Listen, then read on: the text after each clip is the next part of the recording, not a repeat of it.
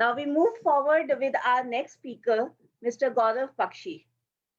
Mr. Bakshi is an MBA from Symbiosis Institute of Business Management, Pune, and has been part of the FMCG, retail, and financial service industry in India. He has made an exemplary contribution to leading organizations like Dabur India, PepsiCo, Fitness First, and Rail Gear, to name a few, and has been recognized for professional excellence and contribution to business HR on multiple occasions. His ventures Trackboard is the official vendor community platform for SHRM India and helps people practitioners in finding credible service providers for the full spectrum of their HR requirements.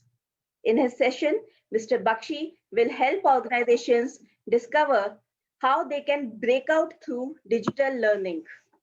So please join me in welcoming Mr. Gaurav Bakshi. Are you ready?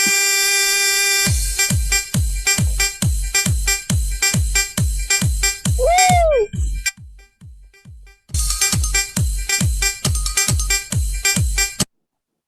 Over to you, Gaurav. Hi. What a Well? Gaurav, sorry, Jui. I have to say that I'm so delighted to see you, Gaurav, here.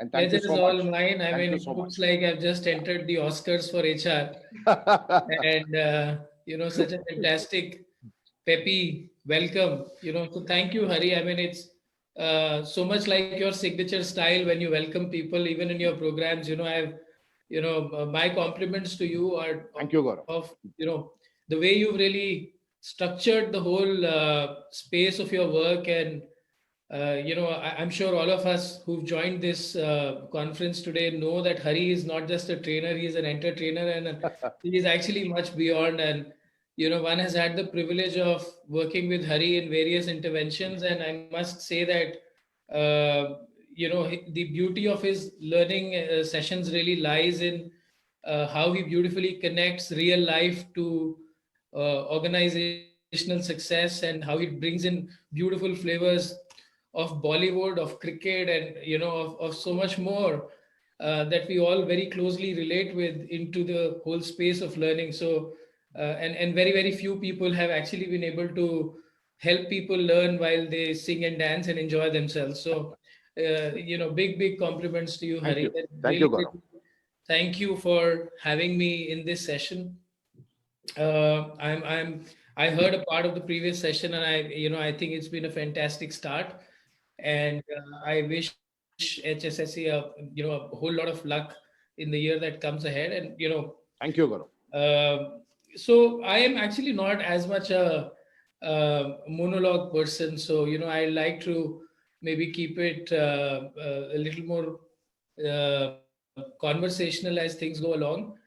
Maybe I'll try and bring up my own perspectives about how digital learning is evolving and what are organizations really dealing with when it comes to digital learning, and maybe what's the path ahead for you, and maybe then we could get into a few questions as well. Firstly, my compliments for all of you who've come here to learn, because learning, as we know, maybe begins even before we are born and maybe continues until our last breath. There's something or the other the life continues to teach us. And different people learn different things in different ways. And organizations have, I think, come to realize the fact that they're dealing with individuals, and learning today is no more a broad brush thing where the same stroke will work for all folks.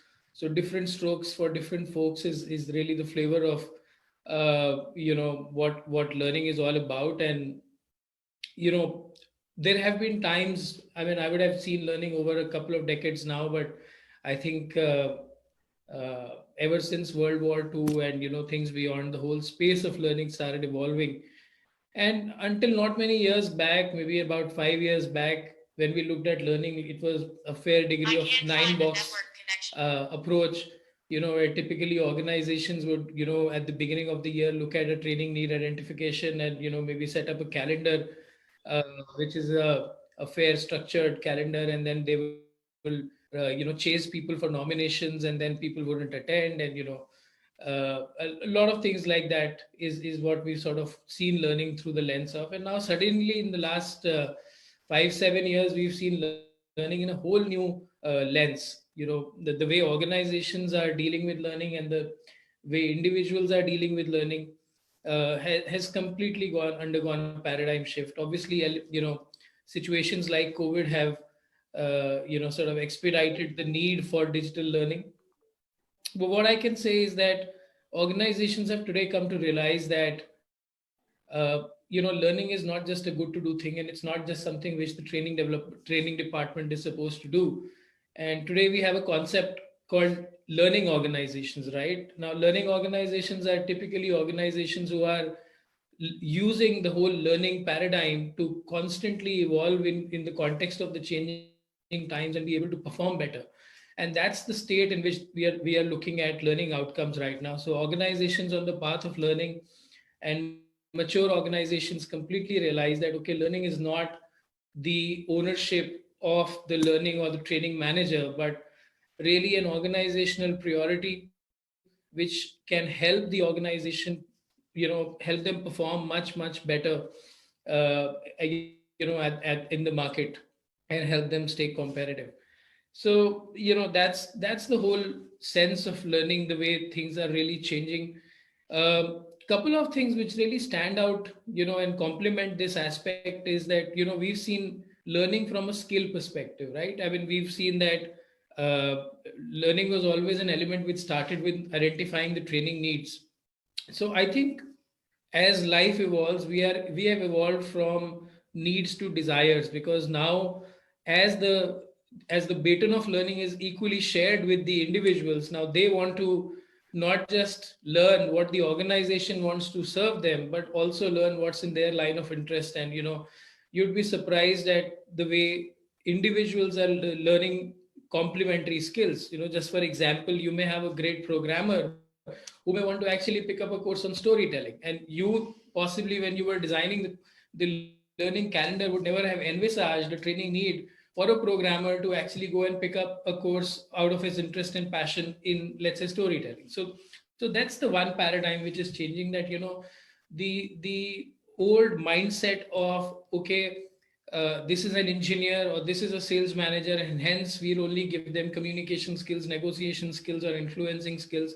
I think that paradigm of very micro view of looking at learning needs has changed, and now it's really all about how do you serve them a large bouquet, a large platter of programs, and let them choose what they want, and something which you possibly would have never imagined that can really help or sort of benefit them.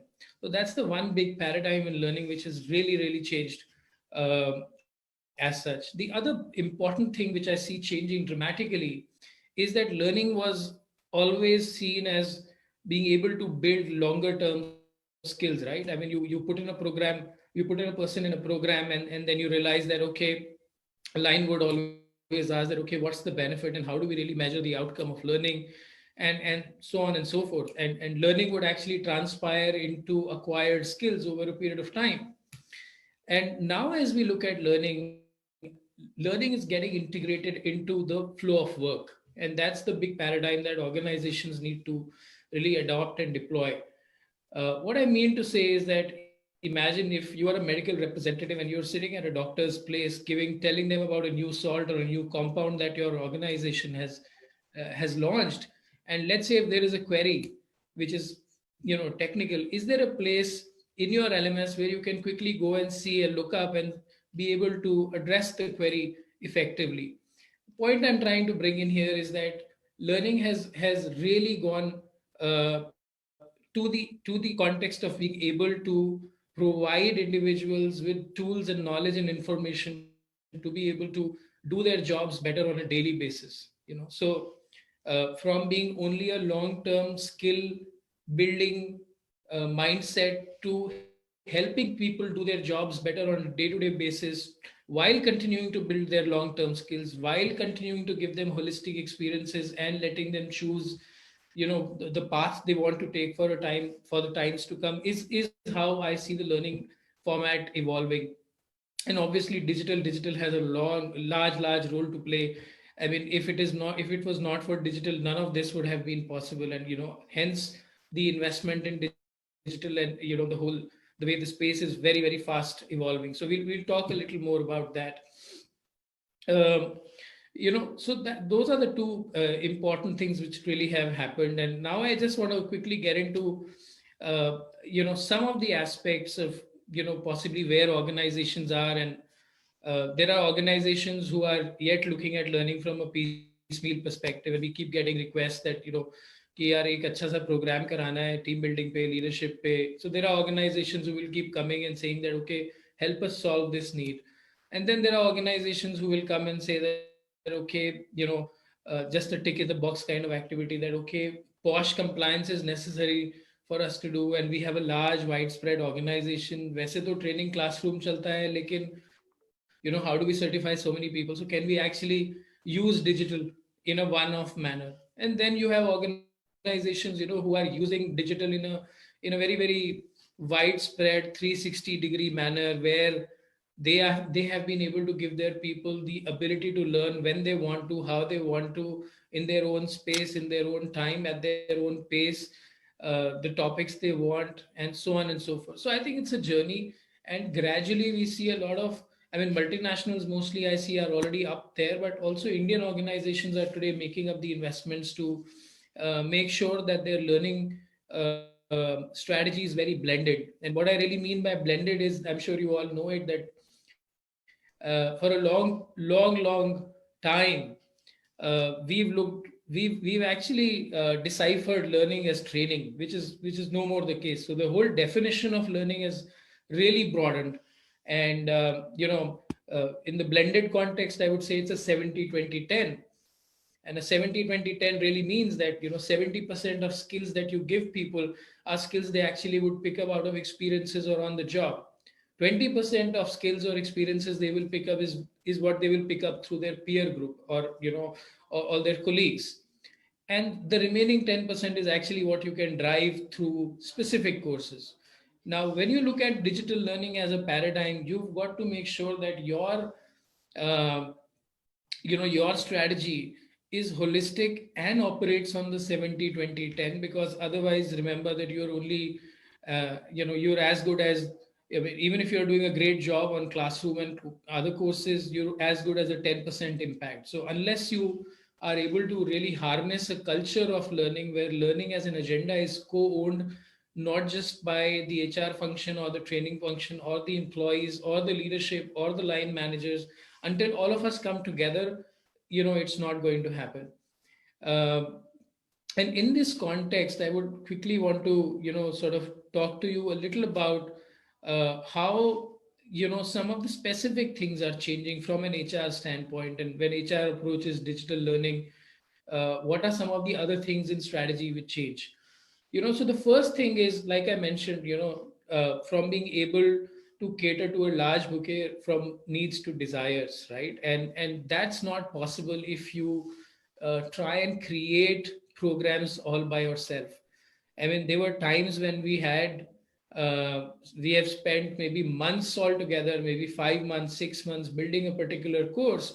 But the reality is that today the shelf life of employees, and hence the shelf life of skills, is so much crunched up that the role of HR today is moving from being creators of programs to really being curators of programs or curators of learning offerings. So how you pick and choose and how you become a catalyst by not just designing. Of course, you will continue to create programs which are core to your organization, but a large part of what you do as a learning practitioner today, especially in the context of digital learning, will be towards curation. We already talked about the whole blended context. So when you curate, you've got to ensure that it's not just the programs, but also the experiences that you start curating. And are you looking at your IJPs properly? Are you looking at your career journeys properly? Are you looking at your people planning process properly? Are you being able to integrate your digital learning paradigm with some of the other frameworks in HR to give people a holistic experience? Uh, The other important piece which is really changing is this whole push to pull this thing. So, we've got to be able to take a backseat and let the employee or the individual start driving their own learning agenda. I mean, I used to work for PepsiCo once upon a time, early days, and what we did those days is what we, in order to create that pull mentality in learning, is we created a program called Learn Smart. So on the day of joining, when a person joined the organization, they used to get a Learn Smart card, which was like a debit card loaded with learning currency. So depending upon your level, you would get, say, let's say, a notional value of 30,000, 50,000, or 100,000 of budget to be able to spend on your learning requirements, which you could online book and go through the Learn Smart program. So a very beautiful way, and we used to market it very, very, very aggressively, and amazing outcome it gave people. It gave people the authority to decide what I want to learn, obviously in line with what their managers felt. But a beautiful example of how one could see the whole paradigm shift from push to pull. So in the context of being able to create a learning organization. The other important thing, I want to talk about is that, learning managers and organizations constantly are trying to, answer this question on ROI. And I, a while back talked about the fact of integrating learning in the flow of work. And I think that's your answer to the ROI on learning. Because imagine if you had solutions which would help people do their jobs better on a day-to-day basis, that's your impact right up there. And obviously longer term skill paradox sort of adds on to that. The other important thing is that the whole, life is getting very consumerized, and I'm sure you have heard this earlier, but at the sake of repetition, I want to say that, today you're spending so much time on your mobile phones.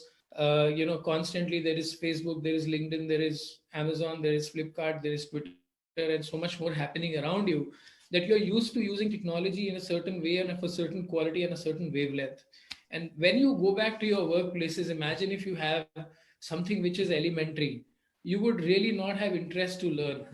So, your digital solutions and your digital architecture has to stand out and be consumer like. And when I say consumer like, it obviously means that the whole context of artificial intelligence, machine learning, so on and so forth, are already built into that, right? Because today, that when you talk about, buying something, even before you realize, and when you open Amazon, that's the first thing you get to see.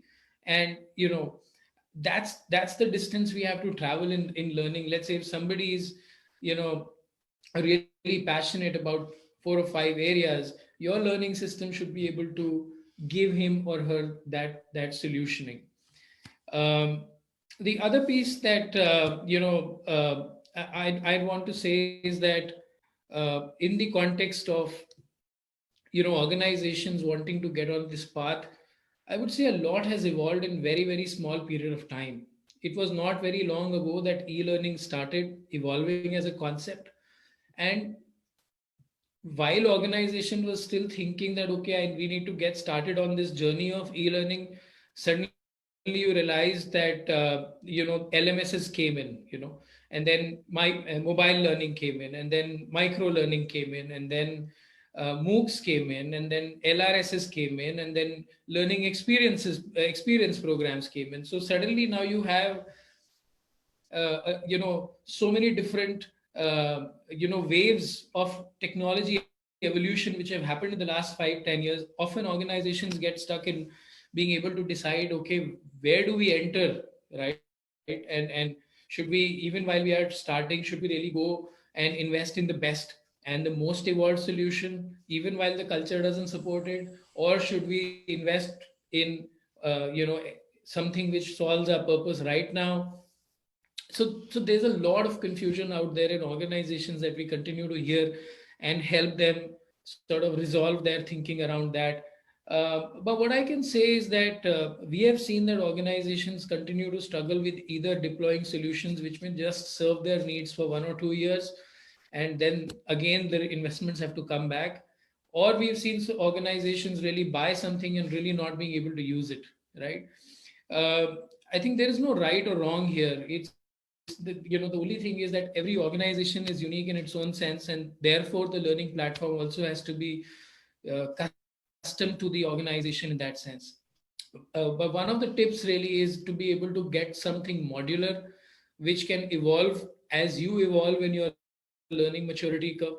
Maybe you could start small, and then gradually the same technology can offer you the other layers that you can keep adding up. And what you've also got to realize is that today learning is not just about learning. I mean, you've really got to dress it up holistically. There are elements of engagement, there are elements of experiential learning, there are elements of gamification, there are so many elements which will help you achieve that blended context of 70-20-10, even digitally, right? And when you do so, one of the other important things I would like to say here is that remember that the journey of a consumer or an individual as an employee has now also changed from being a learner to being a contributor in the whole process, right? So all of us know that there is so much intrinsic that we know about our organizations, irrespective of the roles we play in. And how do you harness the intrinsic learning through a learning platform or a knowledge sharing mechanism is how your organization will propel itself further in being successful. I'll give you a classic example. I will not name the company, but a large government organization came to us, and it was a refinery.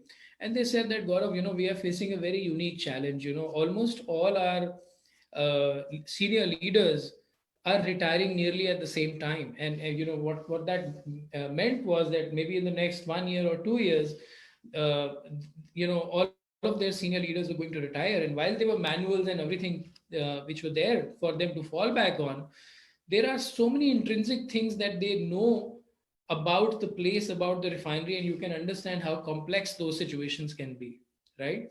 And the only way that we could suggest to them was to be able to create knowledge management frameworks integrated with learning management frameworks, so that before people actually get out and retire, the organization doesn't lose out on so much wealth of knowledge that sort of existed.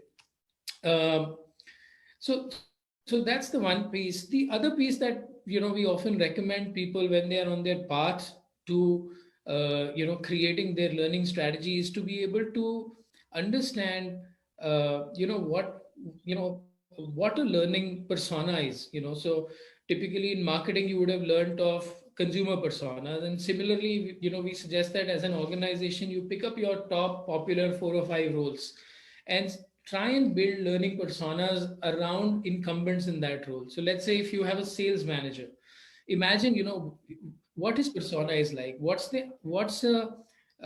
in your mind is the ideal sales manager for you? What kind of background does he come from? How does he typically spend his day? How does he where does he hang around? What kind of social behaviors would he have? And then you have to see that how do you create your learning framework which can beautifully integrate into his life, his space, his way, right? So how you use a little bit of science of the consumer mindset as learning practitioners will also help you sort of drive these strategies better. So yeah, that's that. I don't want to talk too much. I think Hari, that's in a nutshell that some of the messages that I wanted to share, and I'm happy to take any questions. I don't know if I've overrun time or I've spoken No, very no. little, but I wanted to keep it crisp, and that's it. So timekeeper is Juhi, so she will tell you whether you overshot or not. I don't think I would have overshot. I Yeah. think I just maybe have taken 10 minutes, but maybe I've taken more. I don't know. She's the boss of this conclave. She will tell us when to start and when to end. Certainly. I'm Certainly. not the boss here, sir. We are a team. And Gaurav, you are very much in time. And we do have few questions for you. First of all, thank you for the wonderful insights and certain things which have actually changed my perspective also towards digital learning, and a few points which have helped us clear our doubts.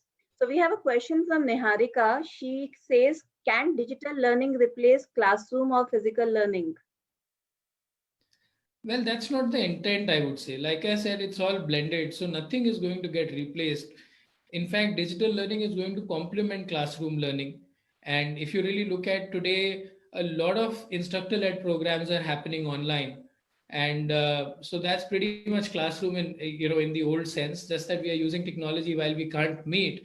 So I think the old world charm is much needed, always going to stay, but digital will bring in solutions when physical can't happen. Is the way I look at it. Thank you. Yes. Yeah. So And yeah, yes, Joy, if I yes, sir. might Please just go ahead. add there, Yeah. the reason we are having this session on breakout through digital learning is once you break in, you know who you are, what you are as a person and as an organization, then you also now need to explore ways to break out and reach out. And the only way you can do that today, apart from the traditional way, and that's what Gaurav has been insisting on, blended learning. So the classroom is not gone away, but it's definitely got diluted. So which means now people are now open to learning through the virtual medium also. However, a misconception is that many people think webinar is that way. Webinar is just a substitution for your physical classroom. The real challenge, the skill, is to engage audiences through the e-learning platform. And the reason we are having this session also is because HSSE today is ready with an e-learning platform. We are ready to offer LMS solutions. We are ready to offer B2C programs. We are ready to offer B2B content. So, and we have done this in association with multi-node solutions. So Dilip Sharma, if you can come on video, please, Dilip. Yeah, so that's Dilip Sharma. And so Dilip and me have been working on this during the lockdown, and it's a great transition. It's a fantastic transition, and for trainers, for HR, it's a next step of reinventing the way you learn and the way you impart learning. And so we are offering certification programs, we are offering value-added sessions, and we are offering motivational programs. And we are also coming up with a learning champion certification, which we will tutor online. We'll do a TTT of 50 modules for trainers and for HR professionals. You want content on a platter, we're going to give it to you. And so that's the kind of approach that we are taking, and that's the future forward, if I might say so. So I think I just wanted to kind of highlight why we are doing this session, and also one of the purposes of objectives of this conclave is also to share what is the level of readiness that we have as an organization, and also for organizations to introspect. Are you ready not for the future but for the present? Are you ready for the present? And I think a lot of companies are struggling getting ready for the present. We talk too much about the future. I have a friend who says, the future is always bright, but what about today? So are we making today bright? So that's the insight I just wanted to kind of add on to what Gaurav was saying. Absolutely. And we have Sandeepan share his views that digital learning is a helping hand, but it can never replace face-to-face classrooms. And I'd like to add a little insight here. That's a recent experience. We have been associated with the PSU, and usually in PSUs you have all classroom trainings. So now, because of the pandemic, situations changed, and people were not aware how to do that. But then, because trainings are an integral part in a PSU, so what happens is they had to overnight think over of a solution. And since we had digital solutions with us, so now the challenge was how to get it implemented and make people ready. So I feel as an HR, it's the role and responsibility of an HR also to help people run through that change. It will not come overnight, but then certain perceptions need to be break. So in PSUs, usually people say we cannot do it. We have never done digital training, but trust me, now this PSU is going digital for the next 2 years. Awesome. So yes, I agree with Sandipan that it cannot replace classroom trainings, but then evolution is the need and we evolve. So this is I really wanted to share this experience in this conclave that we are evolving. And like Hariharan sir also said that it's time that people should actually um, take care and they need to actually see that how changes has to be made. They need to accept that. Otherwise, you will go obsolete. And Gaurav sir has actually shared with us beautiful things such as the push to pull learning effect and the learning persona. I really loved that learning persona. So thank you, sir, for sharing such beautiful things about how digital learning can be the breakout in today's and the coming years or the coming scenarios. Thank you so much, sir, for that. Pleasure is mine. All the best. Thank you so much for having me. Thank you. Thank you, Gaurav. That was really amazing. And also delighted to welcome Mr. Narayanan, who's our next speaker. So, Narayan, welcome.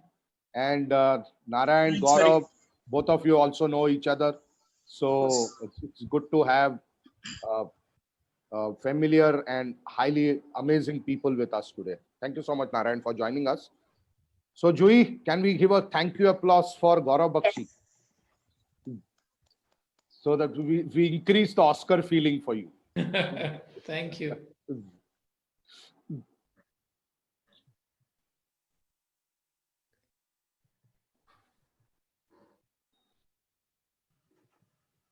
So thank you, Gaurav, sir. And Yeah. now, So, Jui, that applause did not play. sir, there is some problem with my audio. Let me just check that. Okay. I'll give